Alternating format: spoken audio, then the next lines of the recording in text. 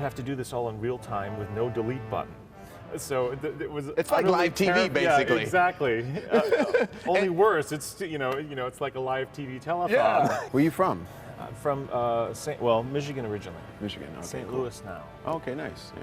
I started coming to Tampa in about 2004, 2003 or 2004, and it was to meet a rather extraordinary organist who was here by the name of Rosa Rio. She was the last living professional theater organist from the 1920s. Wow. So she passed away at 107. Wow. I had the privilege of getting to know her very well.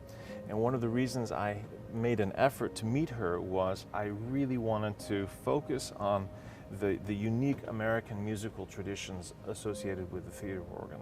And Rosa was one of the few people who was a primary source. She was there at the time that it happened, and to have the opportunity to get to know her and to hear from her perspective how this all worked at the time, that was a remarkable. That was the reason I came to Tampa. Nice. And that introduced me, of course, to the whole world here at the Tampa Theatre and all of these wonderful people and this very special place.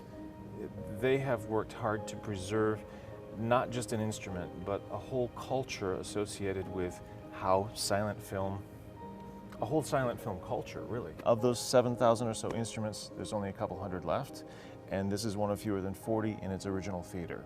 So this is a really rare, remarkable instrument, actually. This was actually made for movies. Made for movies. Yeah. A theater organ is a different thing than a church organ. It's built to accompany motion picture.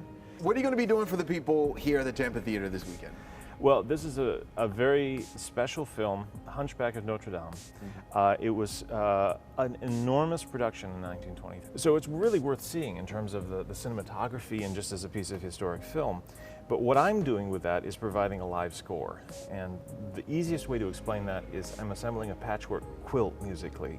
So I'm taking themes from all different places, classical music, orchestral music, even classical organ music, and reassembling them, associating a piece of music with each character on the screen. Wow. This actually drops out of sight on an elevator, and you can disappear into the nether regions of the theater here. But the purpose of that is to keep the organist out of the peripheral vision of the audience while they're watching the film. Because what the organist is trying to do is draw them into the film. Right.